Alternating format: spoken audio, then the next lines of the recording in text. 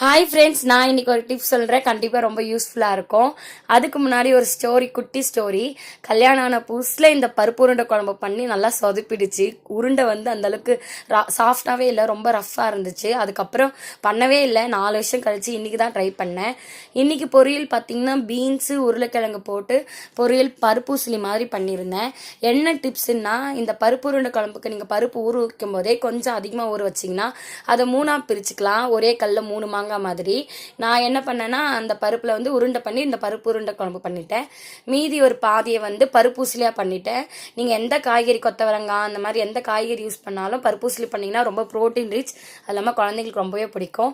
மீதி ஒரு பார்ட்டை வந்து நான் கடலப்பருப்பு வடை மாதிரி பண்ணிட்டேன். ஸோ ஸ்நாக்ஸுக்குமே அதே தான் கொடுத்தாச்சு. ஸோ நம்மளுக்கு வந்து வேலையும் மிச்சம்.